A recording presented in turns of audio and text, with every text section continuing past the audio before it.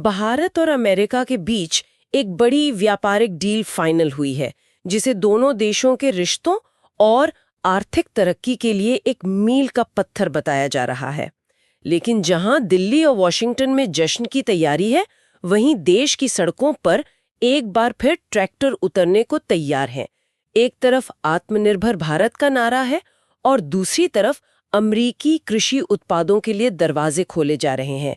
क्या ये दोनों बातें एक साथ चल सकती हैं? यही तो इस पूरे मामले का सबसे दिलचस्प और उलझावा सवाल है। सरकार इसे एक बड़ी जीत बता रही है, कह रही है कि इससे भारतीय इंडस्ट्री को फायदा होगा। वहीं देश के बड़े किसान संगठन इसे पूरी तरह से सरेंडर मान रहे हैं और उन्होंने 12 फरवरी को देशव्यापी विरोध प्रदर्शन का ऐलान भी कर दिया है। और ये वही संगठन है जो 2020-21 के ऐतिहासिक आंदोलन का चेहरा थे। जी बिल्कुल। तो आज हम इसी गुत्थी को सुलझाने की कोशिश करेंगे।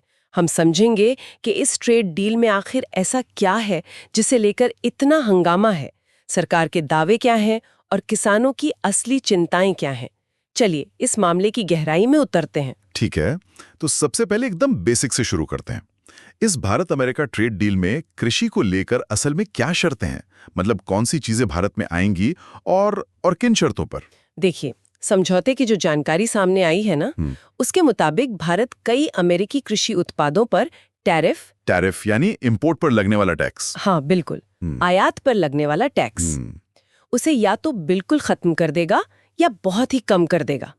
अब इन उत्पादों की लिस्ट काफी अहम है। अच्छा। जैसे इसमें मुख्य रूप से ड्राइड डिस्टिलर ग्रेन्स यानी DDGS, रेड सॉगम, ट्री नट्स जैसे बादाम और अखरोट, और कई तरह के ताजे और प्रोसेस्ड फल और सोयाबीन तेल जैसी चीजें शामिल हैं। एक मिनट, यहाँ मुझे एक चीज समझनी है। आपने एक नाम लिया ड्राइड डिस्टिलर ग्रेन्स या DDGs। मुझे लगता है ज्यादातर लोगों ने इसका नाम भी नहीं सुना होगा। ये है क्या और ये इतना जरूरी क्यों है? ये बहुत अच्छा सवाल है, क्योंकि सारी गड़बड़ अक्सर इन्हीं डिटेल्स में छिपी होती है। DDGS का जिक्र खास तौर पर जरूरी है।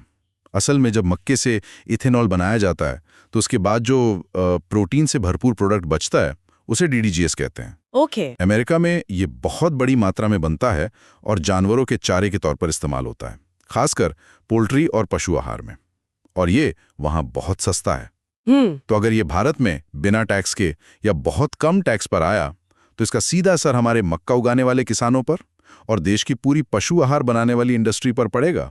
उनकी लागत अमेरिकी माल के सामने टिक ही नहीं पाएगी। अच्छा, तो ये बस कुछ अनजान से उत्पादों का मामला नहीं है, इसका सीधा असर हमारे किसानों की जेब पर पड़ सकता है।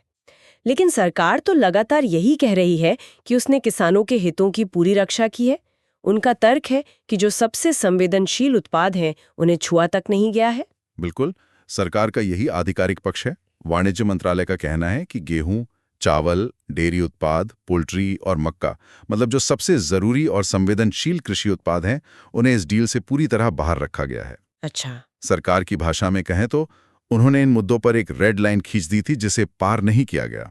उनका कहना है कि रियायतें केवल उन्हीं चीजों पर दी गई हैं जहां भारत एक कंफर्टेबल स्थिति में है। ये दिलचस्प है कि सरकार रेड लाइन की बात कर रही है, गेहूं चावल को बचाने का दावा कर रही है, लेकिन फिर भी किसान सड़कों पर हैं। साफ है कि वो इस दावे पर यकीन नहीं कर रही हैं। तो ये विरोध असल में कौन कर रहा है और उनकी असली चिंता क्या है? ये विरोध मुख्य रूप से संयुक्त किसान मोर्चा और ऑल इंडिया किसान सभा जैसे बड़े किसान संगठन कर रहे हैं। ये वही ताकतें हैं जो 2020-21 के आंदोलन की रीढ़ थीं। और उन्होंने विरोध के लिए 12 फरवरी का दिन चुना है। ये भी बहुत दिलचस्प है। इसी दिन देश के बड़े मजदूर संगठन भी अपनी मांगों को लेकर प्रदर्शन कर रहे हैं। तो जाहिर है मकसद एक साथ आकर सरकार पर ज्यादा से ज्यादा दबाव बनाना है। समझ गए। यहीं पर यह मामला और भी गहरा हो जाता है। चलिए अब किसानों की दलीलों को एक एक करके समझते हैं। वो इसे टोटल सरेंडर क्यों कह रहे हैं? ये बहुत भारी शब्द है। बिल्कुल। इसका मतलब क्या है? इसका मतलब है कि किसान संगठनों को लगता है कि भारत सरकार ने बातचीत की मेज पर अमेरिकी कॉरपोरेट हितों के सामने पूरी तरह से घुटने टेक दिए हैं। उन्हें डर इस बात का है कि ये डील सिर्फ कुछ उत्पादों के आयात तक सीमित नहीं रहेगी। अच्छा। बल्कि ये भारत की उस क्षमता को ही कमजोर कर देगी जिसके तहत वो भविष्य में अपने किसानों को विदेशी एग्री बिजनेस की ताकत से बचा सकती है। ये एक नीतिगत बदलाव का डर है।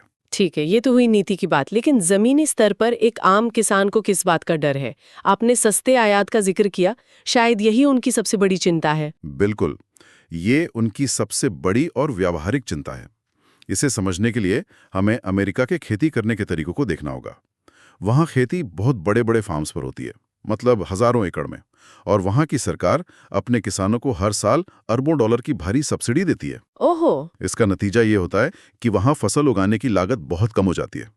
अब आप सोचिए, जब वो सस्ता अमेरिकी सोयाबीन तेल या जानवरों का चारा भारतीय बाजार में बिना किसी टैक्स के उतरेगा, तो भारत का छोटा किसान जो औसतन 2-4 एकड़ पर खेती करता है, उसका मुकाबला कैसे कर पाएगा? लेकिन एक तर्क ये भी तो दिया जा सकता है कि इस तरह के कंपटीशन से भारतीय किसानों को भी अपनी क्वालिटी सुधारने का मौका मिलेगा। क्या इस तर्क में कोई दम नहीं है? देखिए, सैद्धांतिक रूप से तो यह तर्क सुनने में बहुत अच्छा लगता है, लेकिन जमीनी हकीकत बिल्कुल अलग है। ये एक खुली रेस कराने जैसा है, जहां एक धावक के पैरों में वजन बंधा हो और दूसरे के पास सबसे अच्छे जूते हों। सही बात है। आप पहले अपने किसानों को बराबरी का मैदान तो दीजिए, उन्हें सस्ती बिजली, पानी, बेहतर इंफ्रास्ट्रक्चर, आसान कर्ज दीजिए, फिर कंपटीशन की बात कीजिए। अमेरिकी किसान को जो सरकारी मदद मिलती है, उसकी तुलना में भारतीय किसान को मिलने वाली मदद कुछ भी नहीं है। ये मुकाबला बराबरी का है ही नहीं। ये तो बिल्कुल उल्टी बातें हैं। सरकार कह रही है सब सुरक्षित है और किसान कह रहे हैं सब बिक गया। सच इन दोनों के बीच में कहाँ है? ऐसा लगता है कि यहाँ भरोसे की बहुत बड़ी कमी है। आपने बिल्कुल सही पॉइंट पकड़ा है। किसान यूनियनों का यही कहना है कि सरकार सार्वजनिक तौर पर तो कुछ और कह रही है, लेकिन डील की जो डिटेल्स लीक हुई हैं या जो अमेरिकी दस्तावेज सामने आए हैं, वो कुछ और ही कहानी बताते हैं। यहाँ तक कि कुछ अमेरिकी नक्शों में ये दिखाया गया है कि कैसे अमेरिकी ट्री नट्स और फल भारतीय बाजार में अपनी पैठ बनाएंगे। अच्छा जी, और किसानों को ये भी चिंता है कि सरकार टैरिफ नहीं तो नॉन टैरिफ बैरियर, मतलब गैर शुल्क बाधाएं हटा देगी। ये नॉन टैरिफ बैरियर क्या होता है? जी, क्या आप इसे किसी आसान उदाहरण से समझा सकते हैं? जरूर। ये नॉन टैरिफ बैरियर असल में आयात को रोकने का एक चालाकी भरा तरीका होता है। मान लीजिए सरकार सीधे टैक्स नहीं लगाना चाहती, तो वो कह सकती है कि अमेरिका से आने वाले सेब पर एक खास तरह के कीटनाशक का इस्तेमाल नहीं होना चाहिए। ओके। या उनकी पैकिंग के नियम इतने सख्त कर दिए जाएं कि उन्हें पूरा करना लगभग नामुमकिन हो। अब किसानों को डर है कि सरकार डील के तहत ऐसे नियमों को भी आसान कर देगी जो असल में पिछले दरवाजे से अमेरिकी सामान को आने देना है। तो इन सब चिंताओं को देखते हुए किसानों की मांगे क्या हैं? वो सरकार से क्या चाहते हैं? उनकी 3 मुख्य और बिल्कुल साफ मांगे हैं। पहली, केंद्रीय वाणिज्य मंत्री पीयूष गोयल का इस्तीफा, क्योंकि उनका मानना है कि मंत्री ने देश और किसानों को गुमराह किया है। दूसरी और सबसे बड़ी मांग, सरकार इस ट्रेड डील पर हस्ताक्षर ना करे और ना ही इसे संसद से पास कराए। और तीसरी, इस पूरी डील को लेकर पूरी पारदर्शिता बढ़ती जाए। देश को बताया जाए कि असल में किन शर्तों पर समझौता हुआ है। तो जाहिर है सरकार पर बहुत दबाव होगा। वो इस पूरे मामले को डिफेंड कैसे कर रहे हैं? उनकी तरफ से क्या कहानी सुनाई जा रही है? सरकार का स्टैंड भी उतना ही साफ है। उनका कहना है कि ये डील दोनों देशों के आर्थिक संबंधों को मजबूत करने के लिए जरूरी है। इससे मेक इन इंडिया को बल मिलेगा, क्योंकि बदले में भारतीय सामान को भी अमेरिकी बाजार में जगह मिलेगी। और वो बार बार यही दोहरा रहे हैं कि किसानों के हितों को पूरी तरह सुरक्षित रखा गया है।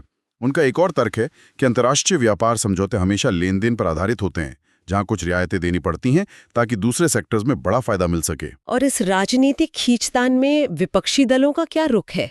क्या वो किसानों के साथ है? हाँ, विपक्षी दल भी सरकार की कड़ी आलोचना कर रहे हैं। उनका आरोप है कि सरकार भारतीय बाजार को अमेरिकी सामान के लिए एक तरफा खोल रही है, जिसका सीधा असर भारतीय कृषि और रोजगार पर पड़ेगा।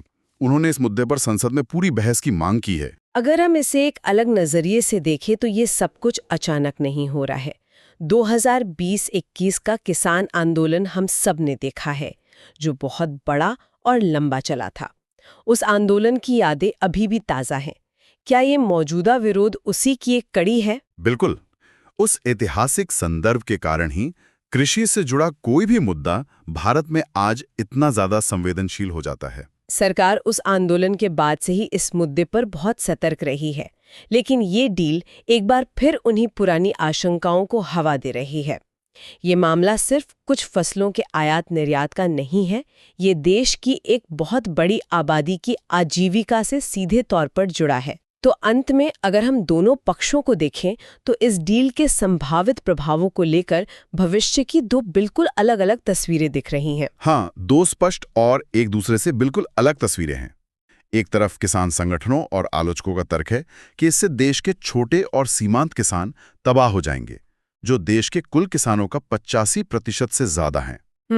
इससे भारत की खाद्य सुरक्षा भी खतरे में पड़ सकती है। वहीं दूसरी तरफ इस डील के समर्थकों का कहना है कि इससे द्विपक्षीय व्यापार और निवेश बढ़ेगा, सप्लाई चेन बेहतर होगी और लंबे समय में भारतीय किसान भी ज्यादा प्रतिस्पर्धी बनेंगे, जिससे उन्हें भी फायदा हो सकता है। तो कुल मिलाकर ये आर्थिक विकास के एक बड़े वादे और कृषि समुदाय की अपनी आजीविका को लेकर गहरे डर के बीच का टकराव है। एक तरफ मैक्रो इकोनॉमिक लक्ष्य है, बड़े बड़े आंकड़े हैं, तो दूसरी तरफ जमीनी हकीकत की चिंताएं हैं, उन करोड़ों लोगों की चिंताएं जिनकी जिंदगी खेती पर निर्भर है। और ये एक बहुत ही मौलिक सवाल खड़ा करता है जिस पर इस पूरी बातचीत का अंत होना चाहिए। अक्सर किसानों को ज्यादा प्रतिस्पर्धी यानी कॉम्पिटिटिव बनाने की बात की जाती है, लेकिन क्या इसका मतलब वास्तव में एक ऐसी प्रणाली के खिलाफ लड़ने के लिए छोड़ देना है जहां अमेरिका जैसे अमीर देश अपने किसानों को भारी सब्सिडी देकर पहले ही पूरे बाजार को अपने पक्ष में झुका चुके हैं? सही बात है।